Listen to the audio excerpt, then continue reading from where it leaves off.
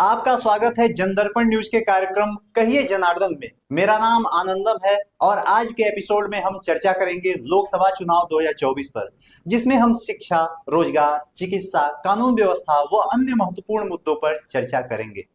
हमारे साथ स्टूडियो में मौजूद हैं मुकेश कुमार तिवारी, जो सिविल सेवा परीक्षा के परीक्षार्थी हैं, अनुज तिवारी जो सिविल कोर्ट गोरखपुर में अधिवक्ता हैं, और विश्वजीत सिंह जो कि गोरखपुर विश्वविद्यालय के विधि के विद्यार्थी हैं। चलिए शुरू करते हैं सवाल जवाब का सिलसिला बिना किसी देरी के। हमारे मेहमान हमारे बीच में उपस्थित हैं और अब हम लोग चर्चा की ओर बढ़ते हैं। लोकसभा चुनाव 2024 में जो बहुत ही महत्वपूर्ण मुद्दा है वो है जो मिसिंग हो रहा है सभी पार्टियों के मैनिफेस्टो में भी कहीं ढूंढने पे ही शायद दिखे, वो है एम्प्लॉयमेंट का मुद्दा। एम्प्लॉयमेंट चाहे गवर्नमेंट का हो, प्राइवेट हो या फिर निजी बिजनेस हो। से पहला हमारा सवाल, जो रोजगार की स्थिति इस गवर्नमेंट में रही है उस पर आपका क्या कहना है? इस समय यहाँ की योगी गवर्नमेंट जो है 100% में 100 नंबर दिया जाएगा, क्योंकि पिछली सरकारों ने जिस तरह से नौकरियों में झोल झाल, लेन देन, ये सारी चीजें हो रही थी, जो भ्रष्टाचार का सबसे बड़ा जड़ था, उसको योगी गवर्नमेंट ने बहुत बखूबी से समाप्त किया है। जितने भी आज के डेट में जितने युवा योगी गवर्नमेंट में अगर नौकरी पाए हैं, उसमें कोई भी ऐसा युवा नहीं है जो कह दे कि हमने कहीं ना कहीं ये सोर्स लगाया है, हमने ये जुगाड़ लगाया है, ये पेपर लीक हो गया है, उस वजह से हम नौकरी पाए हैं। और अगर कहीं पेपर लीक हो रहा है तो उसके ऊपर ये सरकार बखूबी अच्छे तरीके से जैसे होना चाहिए उस हिसाब से उसका हिसाब भी करवा रही है। आपका क्या कहना है सर? चूंकि अभी भैया बोले हैं कि पेपर लीक नहीं हो रहा है, आपको योगी 2017 मैंने ये नहीं कहा कि पेपर लीक नहीं हो रहा, अगर हो रहा है तो उसका अच्छे से हिसाब हो रहा है। तो पेपर लीक होना भी एक सरकार की कमजोरी है। पहली सरकारों में भी हो रहा था पेपर लीक, बिल्कुल हो रहा था। अब पहली हो रहा था, उसी के हिसाब से तो आपको गवर्नमेंट लाया गया है रिफॉर्म करने के लिए। हम आपसे ये उम्मीद थोड़ी करेंगे कि पहले होता था तो अब भी होगा। आपको हम चुने इसलिए हैं कि आप उसमें ट्रांसपेरेंसी लाएंगे और ऐसा नहीं होगा, तो ये आपका फेल्योर है, इसको स्वीकार करिए।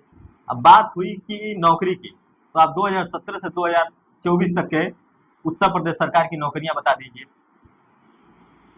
दरोगा भर्ती में घोटाला हुआ, बीडीओ की भर्ती निरस्त हुई, 2021 में एयरफोर्स की ज्वाइनिंग लेटर आने के बावजूद जो है वो उसमें बाद में उस वैकेंसी को ही जो है सस्पेंड कर दिया गया।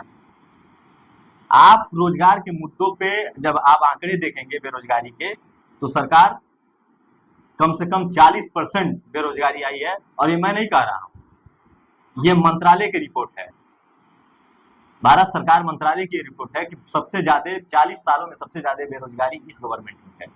और आप कहें कि मैनिफेस्टो में नहीं है, आप कांग्रेस का मैनिफेस्टो पढ़े हैं?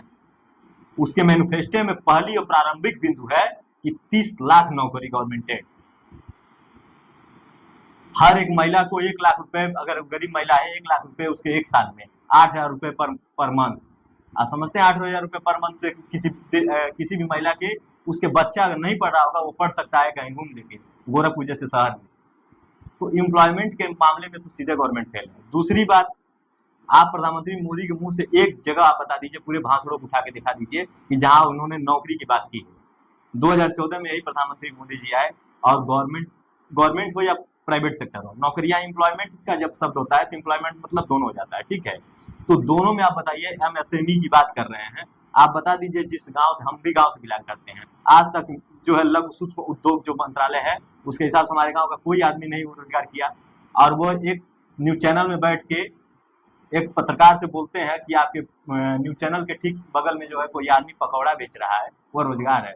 आप हमको बता दीजिए ना, कौन सा रोजगार है? किसी भी व्यक्ति के थाली में कोई भी खाना आता है या कोई कमाई करता है, उसमें दो चीजें होती हैं, एक आदमी अपनी जीविका के लिए पेट भर रहा है और एक सम्मान से जिंदगी जीना चाहता है, डिग्निटी के साथ जिंदगी जीना चाहता है। समझ गया उस चीज को, लेकिन रोजगार का मतलब क्या है? केवल गवर्नमेंट जॉब ही रोजगार? गवर्नमेंट नहीं जॉब है, केवल गवर्नमेंट जॉब नहीं है, आप प्राइवेट में भी जा रहे हैं और आप अपने लिए कुछ कर पा रहे हैं, अपने बच्चे को कन्या विद्यालय में पढ़ा पा रहे हैं, आप अपने घर की स्थिति सुधार पा रहे हैं, आप सम्मान के साथ जी रहे हैं, आपके थाली में जो भोजन है वो भी सम्मान पूर्वक है।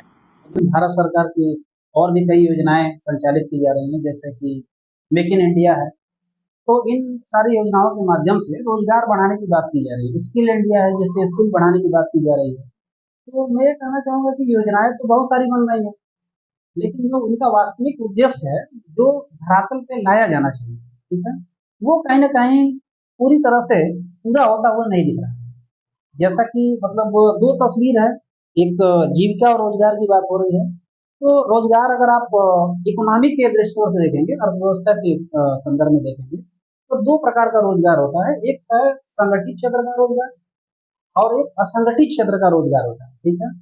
तो एक मतलब स्पेशलाइज्ड करके देखा जाए, जो पकौड़ा बेचना है या ठेला लगाना है, इसको हम लोग असंगठित क्षेत्र के रोजगार की श्रेणी में रखते हैं, ठीक है। दूसरा रोजगार का मैटर आता है, एक पब्लिक सेक्टर का रोजगार होता है, जिसको हम लोग सरकारी नौकरियों के नाम से जानते हैं, और एक प्राइवेट सेक्टर का रोजगार होता है, ठीक है। अगर मतलब सामान्य भाषा में बात करें, एक तो संगठित और असंगठित तो एक विशिष्ट भाषा हो गई। तो बहुत ये है कि हो सकता हो कि आम आदमी इस बात को ना समझ पाए, लेकिन आम आदमी इस बात को जरूर समझ सकता है कि सार्वजनिक क्षेत्र यानी सरकारी क्षेत्र का रोजगार क्या है और प्राइवेट सेक्टर का रोजगार क्या है।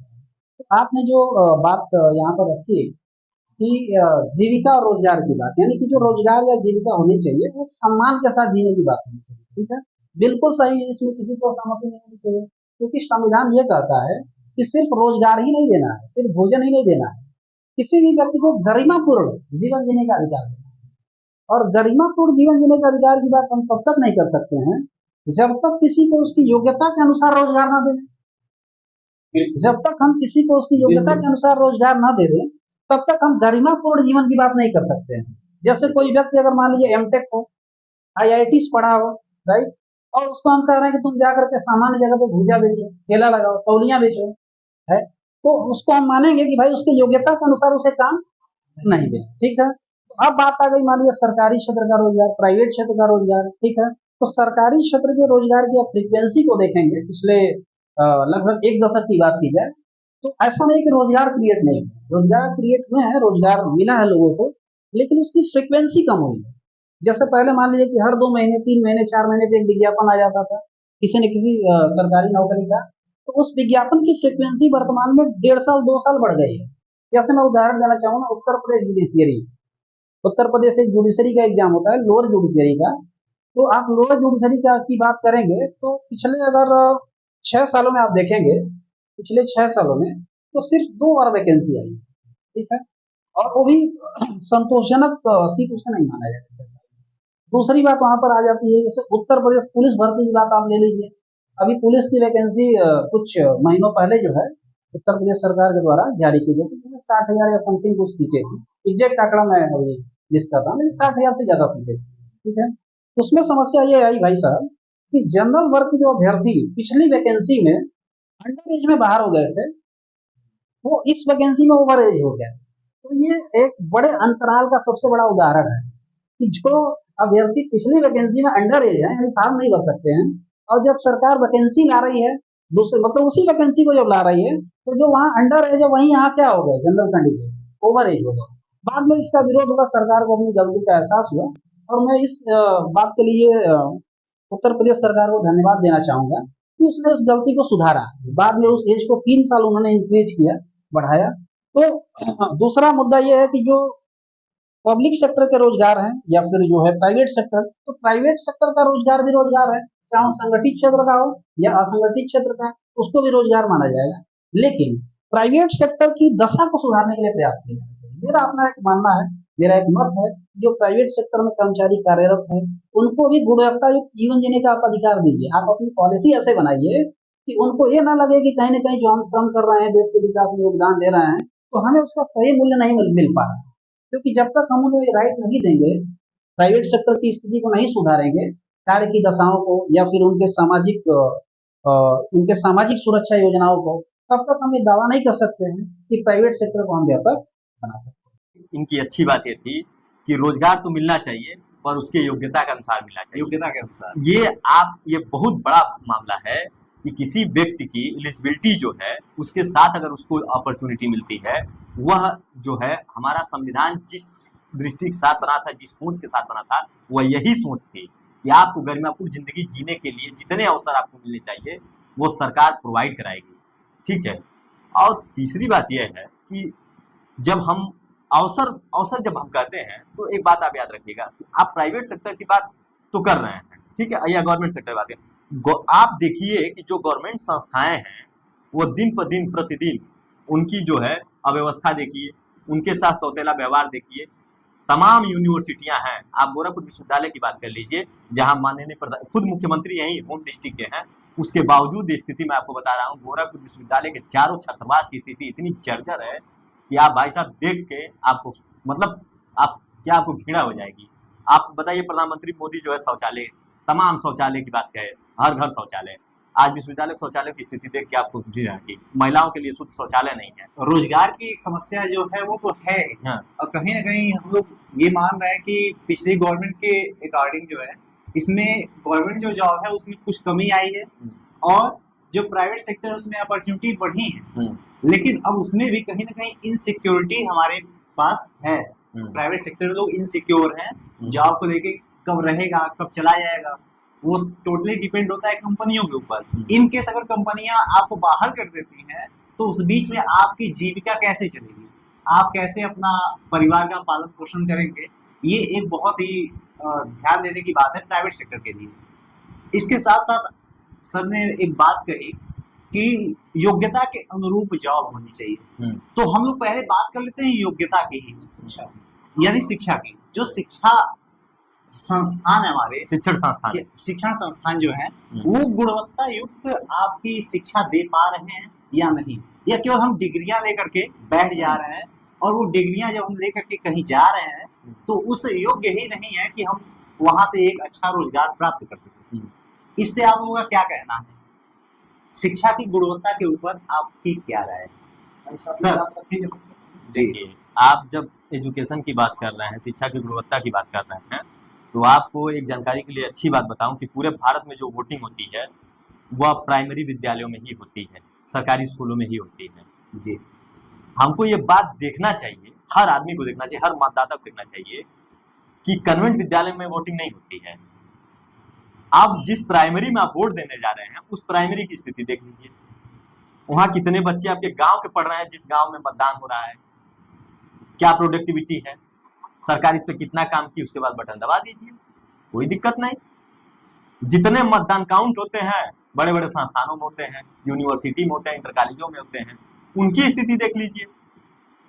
आप देखिए कि जहां आप कार्य कर रहे हैं वहां की स्थिति क्या है, आप जहां से उठना चाह रहे हैं वो मंच कैसा है। मैं आपको सच बता रहा हूं, India is the best institute of university, ये बहुत बड़ी लाइन है। भारत की सबसे बड़ी संस्था विश्वविद्यालय होते हैं, India is the best moral institute of university, मतलब नैतिकता के आधार पे भी भारत की सबसे बड़ी नैतिकता के आधार पे भी संस्थान विश्वविद्यालय से है। आज देश के नेशन बिल्डिंग के निर्माण में बड़े बड़े IIT, IIM, NIT यूनिवर्सिटियों का योगदान है। आप बताइए कि इस पे ये कितना बजट पास किए। एजुकेशन पे आपको पता है, एजुकेशन पे इनका जो बजट आया है अभी 2024 में, इनका बजट देख लीजिए, एजुकेशन पे सबसे ज्यादा कम है। और GST, आप कलम एक कलम खरीदने चले जाइए 18% GST दीजिए। आप राशन दे रहे हैं, आप अवसर प्रदान करिए। आप जब हमको अवसर देंगे ना तो मुझे उस राशन की आवश्यकता नहीं पड़ेगी। जब तक अवसर नहीं मिलेगा तब तक रोजगार ही हुआ नहीं। अवसर का मतलब एजुकेशन में भी अवसर।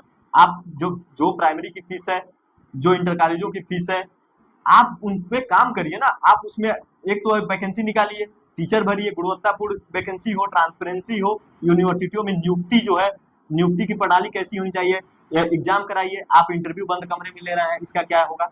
बंद कमरे में एक इंटरव्यू से कितनी बातें पता चली जाएंगी। आप मेंस कराइए, उसके लिए आप जो है जज बनाने के लिए, IAS बनाने के लिए प्री मेंस इंटरव्यू कर रहे हैं। और जो मजिस्ट्रेट या जो जज बन रहा है, जिस प्रोडक्शन से वो निकल रहा है, उस संस्थान की नियुक्ति की प्रक्रिया सबसे कमजोर है। मतलब IAS जो बन रहा है वो आ रहा है दिल्ली यूनिवर्सिटी से पढ़ के, JNU से पढ़ के, और जो उसे पढ़ा रहा है उसकी नियुक्ति की प्रक्रिया कितनी ढीली है। आप ये देखिए ना, जो सही मुद्दे हैं, मैं सच बता दूं आपको, ईमानदारी से मैं बता रहा हूं, मैं किसी पार्टी, आज तक किसी भी पार्टी का कार्यालय तक नहीं देखा हूं। कोई मेरी एक आइडियोलॉजी है समाजवादी विचारधारा, तो समाजवादी मतलब समाजवादी अखिलेश वाली नहीं है जी ये एक विचारधारा है। और मैं ईमानदारी बता रहा हूँ, मैं जिस दिन गोरखपुर विश्वविद्यालय में पढ़ने आया था उस समय गोरखपुर विश्वविद्यालय की फीस 2350 रुपए थी। आज आप विश्वविद्यालय की स्थिति जानते हैं क्या है? आप विश्वविद्यालय में जब घुस जाएंगे ना तो आपको सेल्फ फाइनेंस कोर्सेज की लाइन लगी हुई है और जो रेगुलर कोर्सेज हैं उनकी उपेक्षाएं हो रही हैं। भाई साहब आपको बता दूं 4-6 छात्रावास हैं। मैं विश्वविद्यालय की बात इसलिए कर रहा हूँ ना कि मैं बहुत बड़ा नेता नहीं हूँ, लेकिन मैं जहाँ हूँ वहाँ की बात करूंगा। इसके कारण ये है कि जब प्रधानमंत्री मोदी कहते हैं एक जगह बैठ के कि वोट हमको दीजिए, आप सेंट्रलाइजेशन की बात कर रहे हैं। आपको वोट मैं दे दूंगा तो गोरखपुर का मैं दुर्दशा दशा कैसे जानूंगा? रवि किशन अभी परसों नामांकन किए हैं। नामांकन में आपको पता है उनके पिछले 5 सालों के अनुपात में इनकी प्रॉपर्टी जो है दुगुना बढ़ी है। यानी इस समय इनकी प्रॉपर्टी जो चल अचल संपत्ति का है वो 42.5 करोड़ है। भाई साहब अगर ये लोकतंत्र और ये संसद जो चुने जा रहे हैं ये राजा बनने के लिए चुने जा रहे हैं तो ठीक है, अन्यथा अगर ये विधायिका में काम करना चाहते हैं तो ये गड़बड़ है। अगर ये एक राजा बनने का सिस्टम है कि हम वोट डाल रहे हैं, एक व्यक्ति गरीब है सांसद बनने गया और राजा हो गया 5 साल बाद, यही हो रहा है। नहीं तो वो तो फिर मतदान प्रणाली और सिस्टम की बात होगी। अब आपने उठा दिया बीच में मतदान प्रणाली की बात, और वहां पे हम लोग आएंगे सर के पास चर्चा करेंगे, लेकिन इसके पहले हम लोग शिक्षा पे बात कर रहे हैं। तो शिक्षा की गुणवत्ता के बारे में सर हम आपकी राय जानना चाहेंगे कि वर्तमान समय जो गुणवत्ता है वो कैसी है और इसमें क्या इम्प्रूवमेंट की रिक्वायरमेंट है। और एक प्रश्न इनका बीच में इन्होंने प्रश्न उठाया जो शिक्षा बजट है, शिक्षा बजट क्या सफिशिएंट है? बजट जो अभी बजट ये गवर्नमेंट ने दिया है, उन्होंने ये कहा है कि ये मेरा पूर्ण बजट नहीं है। ये मेरा पूर्ण बजट तब आएगा जब ये चुनाव बीत जाएंगे तब।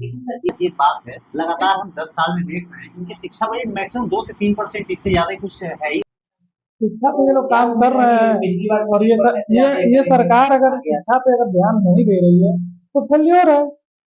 और अगर प्राइमरी स्कूल की चर्चा की तो प्राइमरी स्कूल में जब अध्यापक 2 अध्यापक है, 1 अध्यापक है, 5 अध्यापक है, इससे मतलब नहीं है।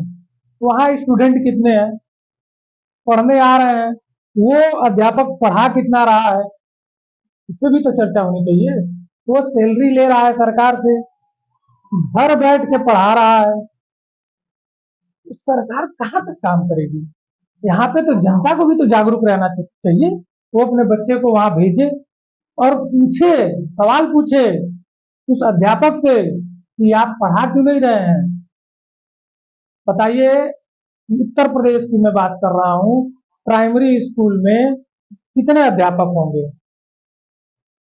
अगर उतने ही अध्यापक अगर मन से अगर पढ़ाएं, ठीक है, तो इस कॉन्वेंट स्कूल की जरूरत ही नहीं पड़ेगी।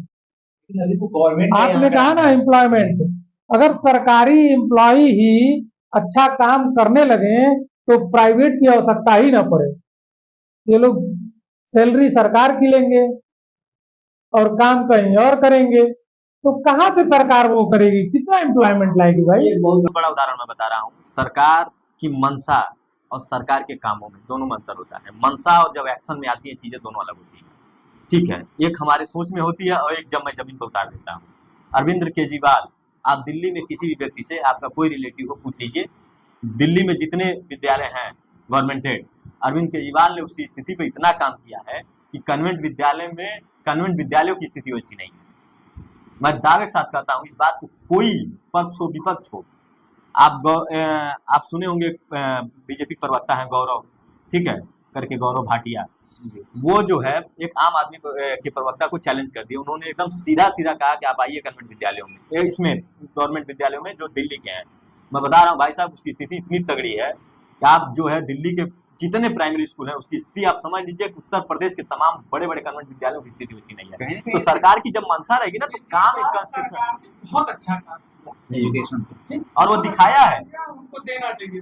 उनको ये नहीं कर वो रहे हैं, अब सोचिए, लेकिन अगर उन्होंने इतना अच्छा काम किया और भाई साहब ये बात लगातार इसको कह रहे हैं तो हम भी मान रहे हैं इसको, लेकिन ये बताइए कॉन्वेंट स्कूल बंद क्यों नहीं होंगे? बंद हो जाने चाहिए भाई। हमको अगर सस्ती शिक्षा मिल रही है तो हम महंगी शिक्षा क्यों लें? मैं बता दे रहा हूँ क्यों नहीं बंद हो रही है। दुनिया पूरे भारत में 6000 एक्ट है। आपको मैं एक जानकारी के लिए अच्छी बात ये बता दूं कि 6000 अधिनियम है भारत में, जिससे हर चीजें रेगुलेट हो रही हैं। जो आप चला रहे हैं मीडिया, AVIT एक्ट है। आप बताइए, जो दिल्ली का जो दिल्ली स्टेट की बात होती है, जहाँ CM और राज्यपाल होते हैं, दिल्ली पूर्ण राज्य नहीं है। आपकी जानकारी के लिए मैं बताऊं कि 239A भारतीय संविधान के, उसमें एक स्पेशल स्टेट का बात की गई है। वह पूर्ण स्टेट नहीं है, उसके बावजूद उस आदमी का इरादा देखिए, उसके काम करने की क्षमता। मैं उसकी प्रशंसा नहीं कर रहा हूँ। नहीं नहीं, उसकी प्रशंसा होनी चाहिए कि उसने अगर शिक्षा पे काम अच्छा किया है तो उसकी प्रशंसा बिल्कुल होनी चाहिए, लेकिन उन्होंने सरकारी स्कूल मैं अपनी बात रखना चाहूंगा। कॉन्वेंट वो बंद कर दें। कॉन्वेंट के बाद कितने अधिकार कहाँ है? कॉन्वेंट के मुद्दे पर सर मैं अपनी बात रखना चाहूंगा। कॉन्वेंट मैंने मेरे कहने का तात्पर्य ये नहीं है कि केजरीवाल जी सारे प्राइवेट स्कूलों को बंद कर दें। हमारी बात ये है सीधी सी, अगर उन्होंने शिक्षा पे इतना अच्छा काम किया तो उनको नंबर दिया जाए, लेकिन जब वो अगर वो सस्ती शिक्षा प्रोवाइड करा रहे हैं और कॉन्वेंट से बेहतर करा रहे हैं, तो आप अपने बच्चों को कॉन्वेंट में क्यों भेज रहे हैं? मैं बताना चाहूंगा सर, इस पर अपनी बात रखना चाहूंगा कि कॉन्वेंट स्कूल, आपका जो प्रश्न है कि कॉन्वेंट स्कूल बंद क्यों नहीं हो गए, जब सरकारी स्कूलों की गुणवत्ता दिल्ली में केजरीवाल जी की सरकार ने बहुत अच्छा कर दिया, बेहतर कर दिया। तो उसका रीजन ये है कि दिल्ली भारत के सभी राज्यों में देखा जाए, केंद्र शासित प्रदेशों में जितने भी 8 केंद्र शासित प्रदेश हैं, तो सर्वाधिक जनसंख्या वाला केंद्र शासित प्रदेश है। आप जनसंख्या घनत्व देखेंगे राज्य या फिर केंद्र शासित प्रदेशों की, तो सबसे ज्यादा जनसंख्या घनत्व दिल्ली का, ठीक है। तो कॉन्वेंट स्कूल बंद इसलिए नहीं हो रहे हैं, सबसे बड़ा कारण ये है कि जितनी वहां पढ़ने वाले स्टूडेंट हैं, छात्र हैं, जितनी जनसंख्या है उस अनुपात में सरकारी स्कूल नहीं है। यानी फिर भी केजरीवाल जी के जो सरकारी स्कूल हैं, थोड़ी सी बात और फिर भी केजरीवाल जी के सरकारी स्कूलों में संख्या कम है। नहीं बताना चाहेंगे, उनके सरकारी स्कूलों में बताना चाहेंगे अपनी बात, कुल स्टूडेंट नहीं है। नहीं, हम अपनी बात रखना चाहेंगे। जैसे मान लीजिए कि अब स्टूडेंट भी आप देखेंगे, स्कूल्स भी आप देखेंगे, तो सपोज करिए कि यहाँ से 10 किलोमीटर 5 किलोमीटर दूर कोई स्कूल है और उस स्कूल में 20% सीटें खाली हैं और कोई स्टूडेंट यहाँ रह रहा है, तो वो 5 किलोमीटर दूर जाकर के शिक्षा ग्रहण करना संभव नहीं है स्टूडेंट्स के लिए। उसको अगर हमको सस्ती शिक्षा मिलेगी तो हम क्यों नहीं जाएंगे? नहीं, उसको सर, अगर हमको अच्छी शिक्षा मिलेगी तो हम 10 किलोमीटर नहीं, हम 20 किलोमीटर जाएंगे। उसको उसी लोकेलिटी में बेहतर स्कूल चाहिए। प्राइमरी में संभव नहीं है सर। जैसे मान लीजिए 3 साल का बच्चा, 4 साल का बच्चा अगर प्राइमरी में जा रहा है और उसे हम ये कहें कि आप पास गवर्नमेंट स्कूल, आज दिल्ली हमारे देश का कैपिटल है। एक सेकंड सर, आपकी बात को रोकेंगे। दिल्ली हमारे देश का कैपिटल है। दिल्ली में यातायात व्यवस्था अपने पूरे देश में सबसे तगड़ी यातायात व्यवस्था है, ठीक है। उसी दिल्ली में 50 किलोमीटर बच्चे जाते हैं ट्रेवल करके। लेकिन हम उन बच्चों की बात कर रहे हैं, छोटे बच्चों की बात कर रहे हैं, जिनकी उम्र 3 साल है, 4 साल है, 5 साल है, वो 5 किलोमीटर जाकर नहीं पढ़ पाए। एक सेकंड सर, आपकी बात यहाँ रोकेंगे। 5 साल से छोटे बच्चे, ठीक है, नर्सरी के बच्चे होते हैं, कक्षा 1 से 5 तक के विद्यार्थी 10 के रेंज में आ जाएंगे ना, 10 साल के रेंज में आ जाएंगे। 5 वर्ष से ऊपर आएंगे और 5 वर्ष के ऊपर का छात्र जो है 10 किलोमीटर ट्रेवलिंग करता है। हम लोग भी अपने बचपन में पढ़े हैं, कक्षा 1 में पढ़ने जाते थे हम 3 किलोमीटर, वो भी पैदल जाते। उसके बाद भी सर हम आंकड़ा रखेंगे। मैं आपको बता दूं कि अगर आप दिल्ली का डेमोग्राफी उठाएंगे तो आप सपोज करिए कि जितने गवर्नमेंट स्कूल की कैपेसिटी है, जितनी सरकारी स्कूलों की कैपेसिटी है, क्षमता है, पढ़ने वाले छात्रों की संख्या उसके 10 गुना ज्यादा है। इतना बड़ा गैप है कि सबको कॉन्वेंट स्कूल, सबको सरकारी स्कूलों के माध्यम से शिक्षा दे पाना संभव नहीं है। पहला कारण तो ये है, कारण नंबर 1 तो ये है कि इसलिए जो है कॉन्वेंट स्कूल बंद नहीं हुए। दूसरा कारण समझिए क्या है, सेकंड कारण मैं बता रहा हूँ कि अभी जैसे आप टेक्नोलॉजी की बात करेंगे, शिक्षा को अपग्रेड करने की बात करेंगे, तो जैसे मान लीजिए कोई टेक्नोलॉजी आई, कोई अपग्रेड करने की प्रणाली आई, तो प्राइवेट स्कूल या जो कॉन्वेंट स्कूल है उसको सबसे पहले अपनाते हैं और सरकार को निर्णय लेने में, डिसीजंस लेने में 3 साल, 4 साल, 5 साल लग जाते हैं। तो ये कहीं ना कहीं हमारी ब्यूरोक्रेसी का फेल्योर है कि हम उनके कंपैरिजन में कम से कम समय में, जिस समय में वो खड़ा कर रहे हैं अपने अपग्रेड सिस्टम को या इंफ्रास्ट्रक्चर को या किसी नई टेक्नोलॉजी की शिक्षा में, हम कॉन्वेंट स्कूलों में वो संसाधन उपलब्ध नहीं करा पा रहे हैं। दूसरा कारण ये भी है, ठीक है। तीसरा कारण गुणवत्ता युक्त शिक्षा है। जैसे शिक्षा पे मैं अपना 2 मिनट का विचार रखना चाहूंगा आप लोगों से कि अम्बेडकर, डॉक्टर बाबा साहब भीमराव अम्बेडकर ने कहा था कि शिक्षा शेरनी का दूध है। शिक्षा शेरनी का दूध है, जो पिएगा वो दहाड़ेगा, गरजेगा। ये बाबा साहब अम्बेडकर की एक टैगलाइन है, कोटेशन है, मैं यहाँ पर आप लोग रखना चाहूंगा। तो देखिए, किसी भी समाज या देश या राष्ट्र का परिवर्तन तभी संभव है जब वहाँ शिक्षित लोगों की संख्या बढ़ाई जाए। आप किसी भी यूरोप का उदाहरण ले लीजिए, दक्षिणी अमेरिका, उत्तरी अमेरिका या ऑस्ट्रेलिया, किसी भी महाद्वीप का उदाहरण ले लीजिए, वहाँ साक्षरता बढ़ाई गई है, शिक्षा बढ़ाई गई है। यही कारण है कि डेवलपमेंट हुआ है। और आप अपने से ही ले लीजिए, हम और आप शायद यहाँ मौजूद नहीं होते इतने बड़े शैक्षणिक संस्थानों में, या श्रीमान माननीय सत्र न्यायालय में जो है, दीवानी कचहरी गोरखपुर में, अगर आप शिक्षित नहीं होते तो यहाँ नहीं होते। शिक्षा ही वो हथियार है जिसने आपको न्यायालय तक पहुंचाया, आपको विश्वविद्यालय तक पहुंचाया, और मुझे इस मंच तक पहुंचाया। कहीं न कहीं इसका शिक्षा एक बहुत बड़ा कारण है। दूसरी एक बात और मैं रखना चाहूंगा शिक्षा के संदर्भ में, जो है कि देखिए, आप लोग शायद इस बात से सहमत होंगे, हो सकता है असहमत भी हों, कि शिक्षा में साक्षरता तो बढ़ी है। इधर लगातार 2-3 दशकों में आप देखेंगे, 3 दशक का आंकड़े उठाएंगे, तो साक्षरता दर भारत की लगातार बढ़ रही है, चाहे वो स्त्री साक्षरता हो, चाहे वो पुरुष साक्षरता हो। लेकिन आप लोग सहमत होंगे कि शिक्षा की गुणवत्ता लगातार गिर रही है। और भाई साहब, हम लोग आते ही सबसे पहले इस पे चर्चा की है।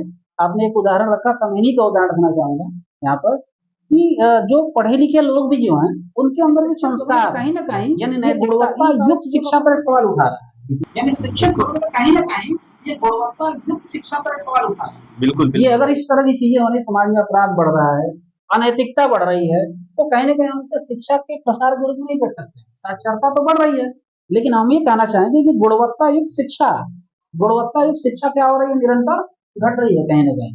उसका विकास उस ढंग से नहीं हो पा रहा है जिस ढंग से अपने देश को जरूरत है। बाकी आप लोग अपनी राय रख सकते हैं। इसमें एक प्रश्न ये है कि जो करंट गवर्नमेंट है, जो मोदी गवर्नमेंट आपकी है, उसमें गुणवत्ता युक्त जो शिक्षा है आपकी, गुणवत्ता युक्त शिक्षा उसको देने में वो कहाँ तक सफल रहे हैं और कहाँ असफल हैं? इस पे आपको विचार सर। आप सरकार इस पे लगातार लगभग हमारे दृष्टिकोण से काम कर ही रही है। जैसे अगर निचले स्तर पे ही देखा जाए, प्राइमरी में, पहले स्कूलों में अगर कंपैरिजन किया जाए पहले गवर्नमेंट में आज की गवर्नमेंट में, तो आज अध्यापकों के लिए ये अंगूठे वाली व्यवस्था लगाई गई है कि आप समय पे कम से कम आए।